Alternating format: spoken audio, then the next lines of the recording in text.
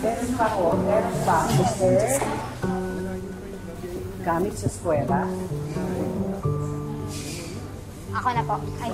Kumuha pa kayo dyan. Kuya, ikaw muna magbantay dito. Iiin na ako eh. Sige na kuya, iiin talaga ako. Salamat kuya. Pare. Uy, pare. Bastos ka. Ha?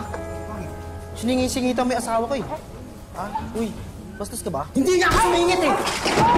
Ha? Ano?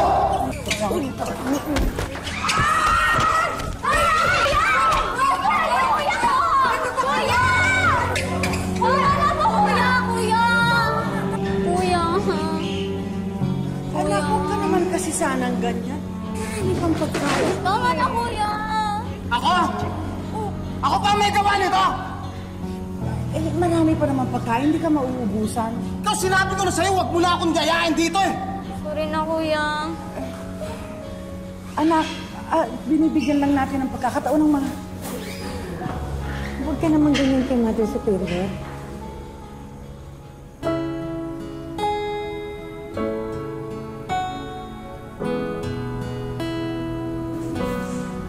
Okay ka lang ba, Mother?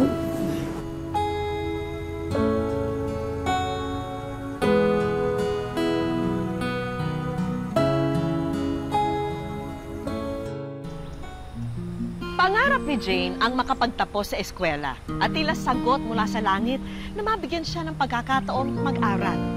Pero ito raw ay may kondisyon. Kailangan niyang maging madre. Sa mga unang linggo niya sa kumbento, madaling nakasanayan ni Jane ang mga gawain ng mga madre rito. Pero hanggang kailan kaya niya kakayanin ang mawalay sa piling ng kanyang pamilya? Ate!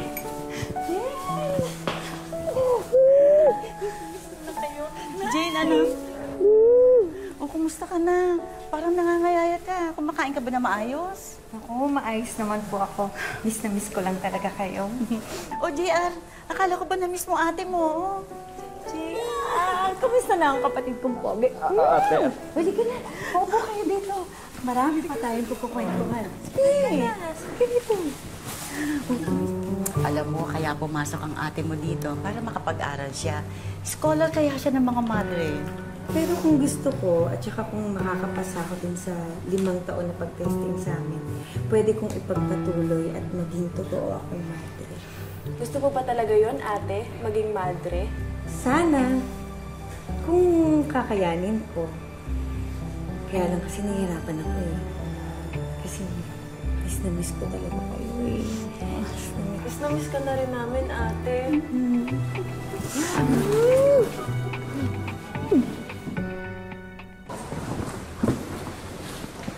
Ay, ako na. Bakit ka nandito? Gusto ko lang sana humingi ng dispensa sa nangyari kahapon. Hindi na maulit, promise. Sorry. Bakit ka sa akin nangihingi ng sorry? Nandun si Mother Superior, sa kanya ka mag-sorry. O sige, kung yun ang gusto mo, saan ba siya? Doon? Huwag na. Huwag na. Okay na yun. Sige na. Sandali. Ako nga pala si Stephen. Pwede ko malaman ang pangalan mo? Jane. Ako si Jane. Nice to meet you, Jane.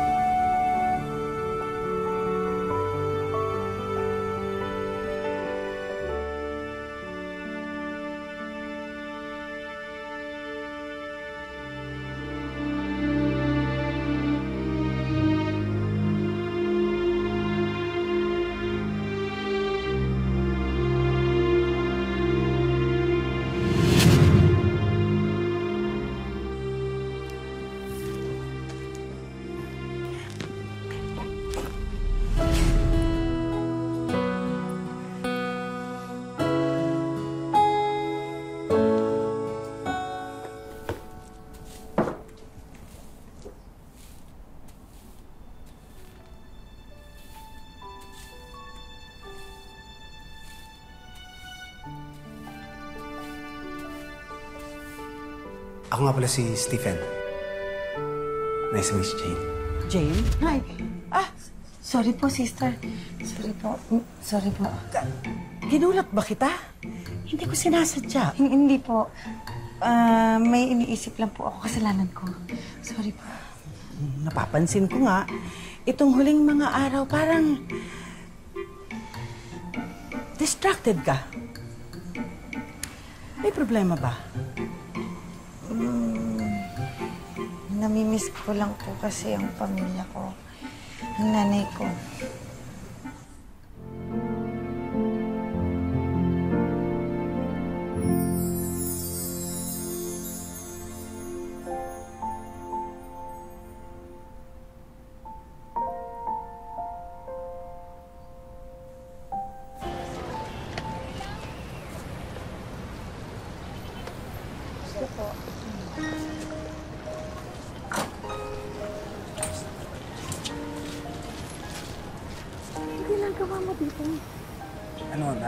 Tanong-tanong ako sa barangay namin. Dito na pala yung kumbento niyo.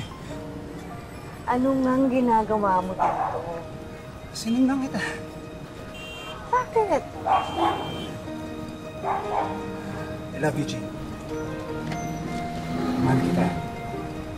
Alam kong gusto mo rin ako, di ba? Hindi mo alam ang sinasabi. Magmamadre ako. Babago ko. Maghanap akong trabaho. Lahat gagawin ko. Tanggapin mo lang ako. Kaya, malis ka na sa kumbento. Hindi. Hindi ko gagawin yun. Umalis ka na. Sana, mother, umalis ka na! Jane! Umalis ka na! Jane! Umalis ka na! Jane, nakahanda na lahat ng mga kahon. Pwede na siguro tayo lumakad. Apo. Sisters, alin na kayo? Sisters.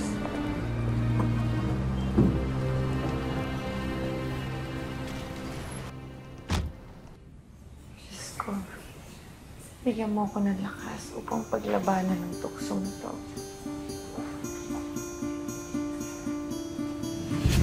Masama kang babae. Mahal mo ang lalaking yun. Hindi kasalanan ng magmahal. Tao ka lang. Hindi mo may iwasan yun. Wala kang kasalanan. Mahal mo siya. Jane, pinapatawag ka ni Mother Superior. May tawag ka daw sa telepono.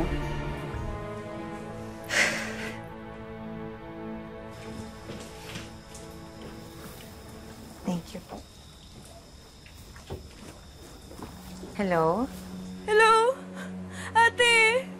Hello, Jenny. Umiiyak ka ba? Ate, may sakit si nanay, ate. Ha? Hindi ko alam gagawin kung mataas yung lagnat niya. Please, punta ka dito, please. Tulungan mo kami. Sige, sige. Gagawa ko ng paraan. Hintayin niyo ako. Sige.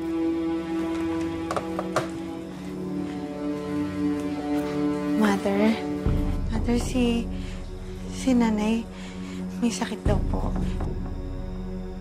Kailangan ko pong umuwi. Jane, you know the rules. Hindi ka pwedeng lumabas for whatever reason. Kapag lumabas ka, mafa-forfeit ang visit mo. Alam mo yan?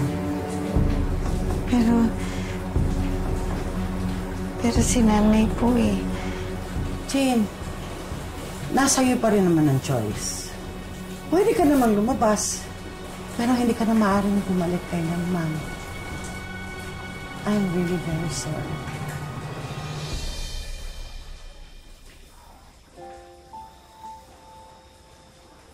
Sige po.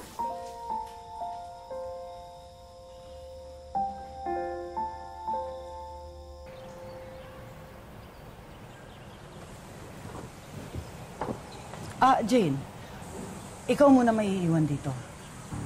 Po, kailangan niyo po ako sa outreach. Not in your present state. Nag-aalala ka pa sa nanay mo, di ba? Ikaw muna ang bahala dito. Let's go, girls. Opo, sister. Isang pagkakataon ang nagpresenta kay Jane noon. Alin ang pipiliin niya? Kailangan ka ng nanay mo. Tumakas ka. Tulungan mo siya!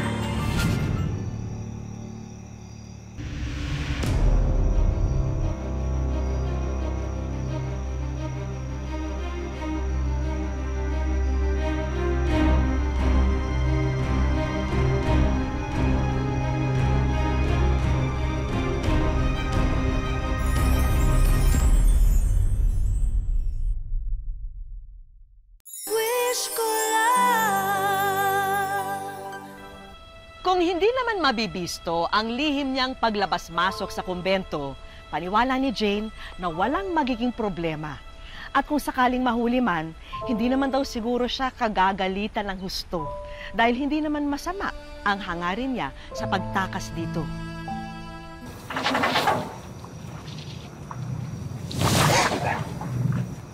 Ikaw, anong ginagawa mo dito?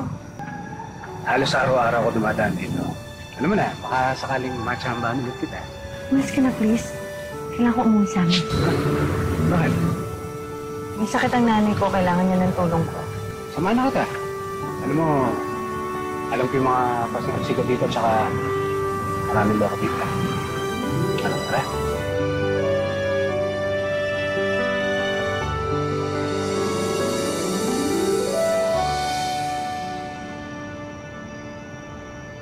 Nay! Hulaan niyo po kung sinong nandito. Nay?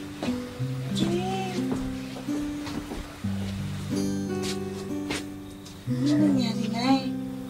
Wala ito. Naulanan lang. Ang pasma. Sabi ko naman kasi sa inyo, alagaan niyo yung sarili niyo eh. Teka, anak. Paano pala sa kumbento? Di ba bawal kayong lumabas doon? Pinayagan naman po ako ni Mother Superior. Basta bumalik lang daw po ako agad. Ay, teka na.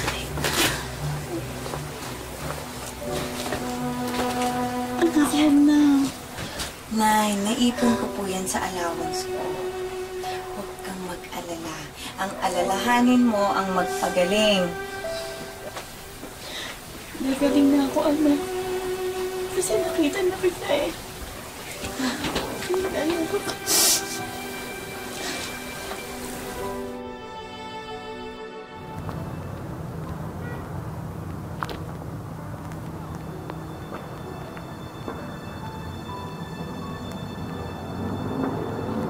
salamat, Tito. Siguro kung di mo ako sinamahan, naligaw na ako. Walang problema. Basta ikaw, Jay. Tsaka nararamdaman ko. Mahal mo rin ako, diba?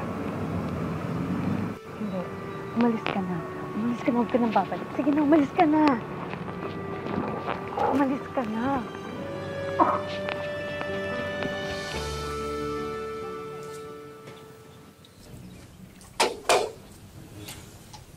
Good evening, sister. Good evening, Jane. Oh! Bakit naman pagod na pagod ka? Nag-aalala ka ba rin sa natin mo? Hindi po. Okay na po ako. Matulog ka ng maaga ngayon. Magpahinga ka na. Sisters, let's go.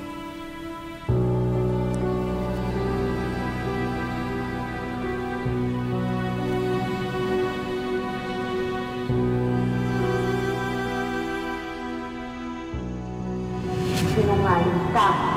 Nagsinungaling ka sa nanay mo. Wala ka ba? Nagsinungaling ka kay Stephen. Mahal mo siya. Habang tumatagal, lalong nagiging malinaw ang nararamdaman ni Jane para kay Stephen.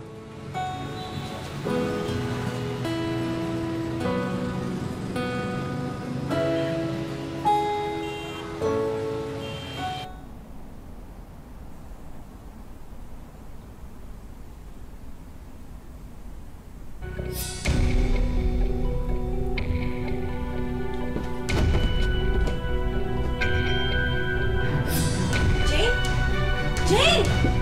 Sisters! Tulong! Jane! Jane! Tulong!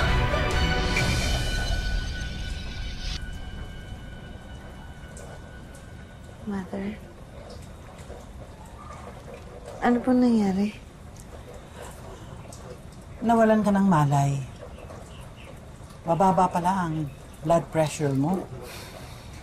Siguro dahil naging sa puyat, sa pagod. Sorry po. Oh, hindi ka dapat humingi ng sorry. O, sige. Magpahinga ka na. Iwan mo na kita.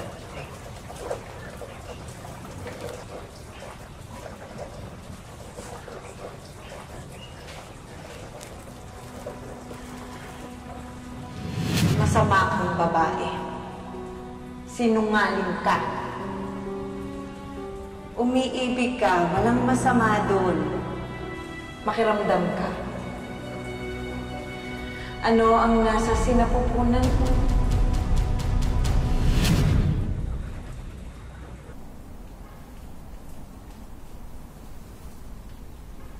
Ipinatawag niya raw ako, Mother.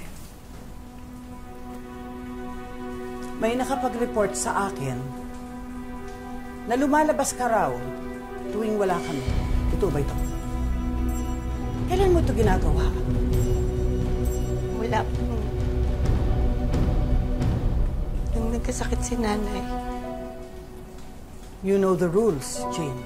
Alam mo na kung anong dapat mong gawin.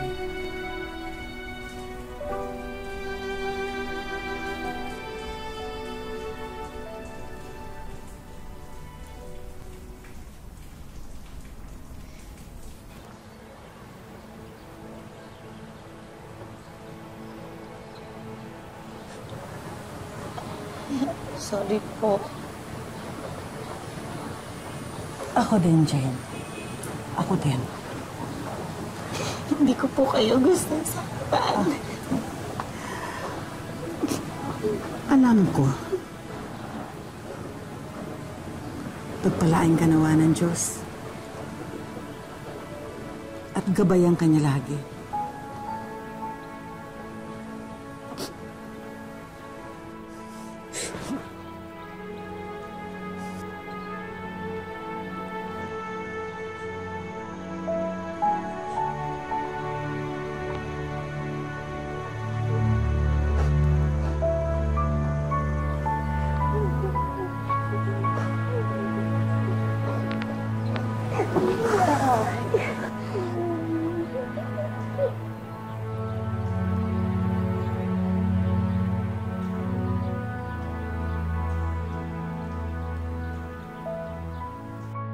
Tuluyan ang tinalikuran ni Jane ang plano niyang maging madre at ang paghabit sa bagong kabanata ng kanyang buhay ang sunod niyang naging pakay.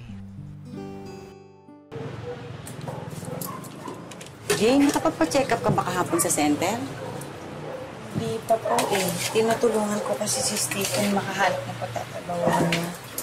Anak, huwag mo isa walang bahala yung pagpapa-check up niyo ni baby, ha? Kailangan niyo yan. Siguraduhin ko po bukas.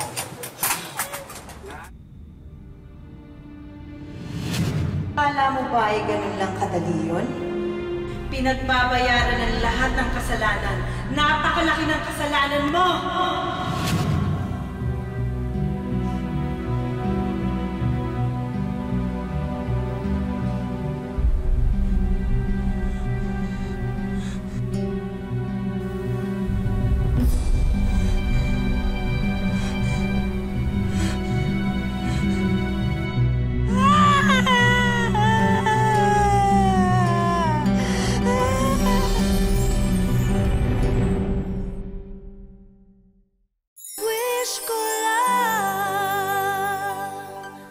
Salamat sa Diyos. Nagising ka na, anak. Mahal. Ano nangyari? Okay ka na.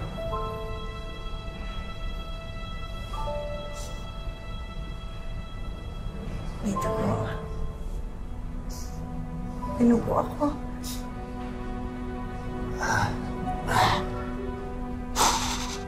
Bawal sa'yo mag-alala, ha? Baka mabigat ka.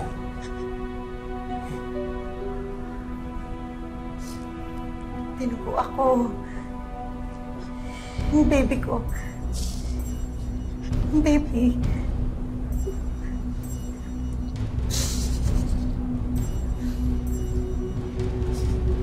Wala na.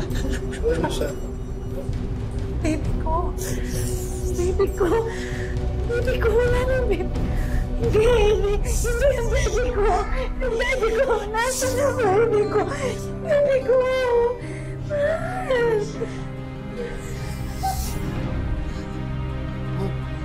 Mahal? Nurse! Nurse! Nurse! Ano nangyari sa asawa ko? Mahal! Mahal! Mahal! Mahal! Ang gawin niyo paraan! Mahal! Mahal!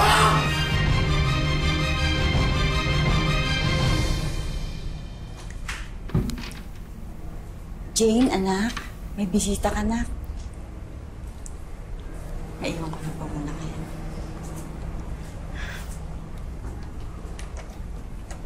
Nakausap ko ang doktor mo. Nagka-stroke ka pala. Pero, successful ang operation mo.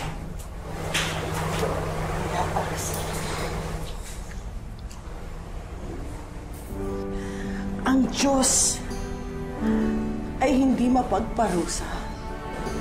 Binigyan ka niya ng pangalawang pagkakataon sa buhay, Jane. Huwag mong sayangin sa pagsisisi at sa pag-iisip na pinaparusahan ka niya.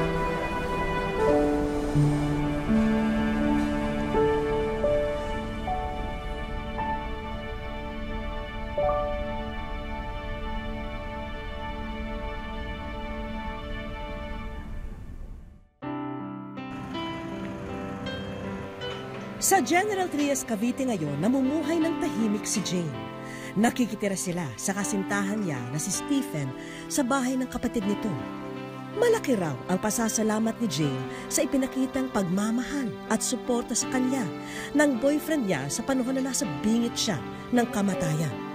Naging thankful din ako. Siya yung naging boyfriend ko. Hindi rin siya sumuko nung mga time na yun.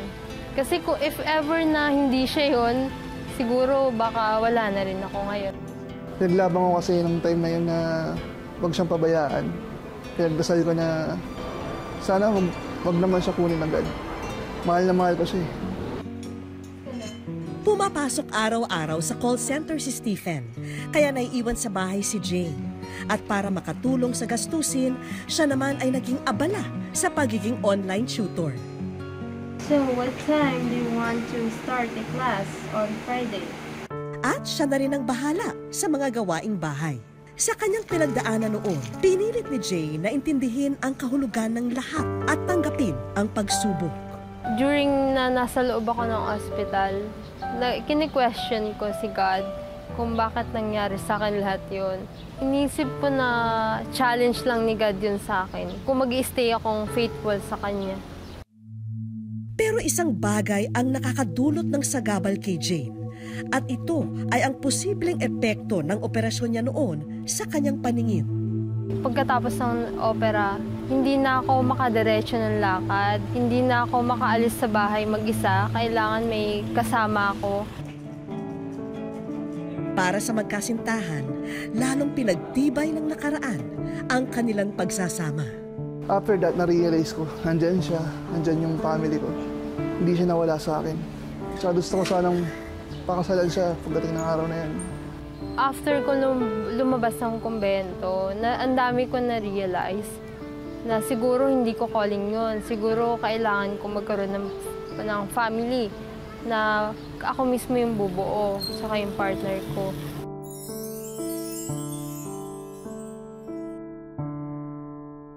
Sa aming pagbabalik. Oh my God. Wish ko lang. Wish ko lang. May schedule daw si Jane ngayon na magturo online. At dahil sira ang gamit niya, pinahiram muna namin sa kanya ang laptop na ito. Pagbukas niya ng laptop, sisimula na sana ni Jane ang session hanggang sa... Oh my God. Wish ko lang. Hindi ko po kasi na-expect na wish ko lang po nito. Kasi po gusto ko na pong magpagamot. Dahil po sa mata ko, nahihirapan po ako. Natutuwa rin si Stephen at kapatid ni Jane sa sorpresang bumungad sa kanya. Siya yung mabait na talaga nakilala ko. Sayang yung araw-araw nahihirapan siya maglakad. Araw-araw nahihirapan siya magawa ng gusto siyang gawin sa ganyang kalagayan niya. Kasi kaya ganyan yung kondisyon niya. Pag iiwan ako yung dalawang baby ko, naiiwan ako. Naalagaan niya. Hindi ko po alam eh. Parang hindi totoo eh. Thank you, Mom. Thank you, talaga. At dahil ikaw ay nasa wish ko lang, alam mo bang ang laptop na gamit mo ay iyon na? Hindi ito biro, Jane. Tignan mo at may kompletong accessories at pang wifi rin na kasama ang regalo namin sa'yo. Malaki magtulong sa akin yun. Thank you po talaga. Thank you po. Hindi talaga ako panganawalan. Nasarap po yun.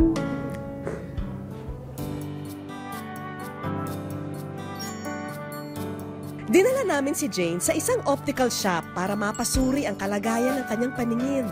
Malabo rin. Kaya naman daw ito masolusyonan gamit ang salamin. Naoperahan po ako sa utak kasi na-stroke ako. Ang sarap sa pakiramdam na may salamin na ako. Na pag maglalakad ako, okay na. Malinaw na yung paningin ko, diretso na siya. Pag magtuturo ako sa tutoring job, okay na. Hindi na ako magtatakot na mata. Sobrang thankful po talaga ako na ito yung naging solution sa problema ko. Malinaw nang nakikita ni Jane ang mga litrato na hawak niya. Ito ay ilan sa mga selfie nila ng kanyang kasintahan. Pero bago matapos ang araw, isang bagay ang malinaw na gustong maipahayag sa'yo ng mahal mong si Stephen. Ito ang first time ko magbigay ng flowers. Ano yan? Ano ba ito? Will you marry me? Yes!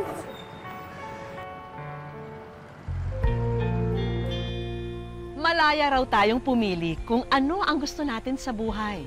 Pero ang kahihinatnan ng ating naging desisyon at aksyon, dapat handa nating tanggapin at harapin.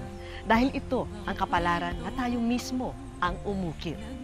Hanggang sa susunod na Sabado mga kapuso, ako po si Vicky Morales at ito ang Wish Ko Lang.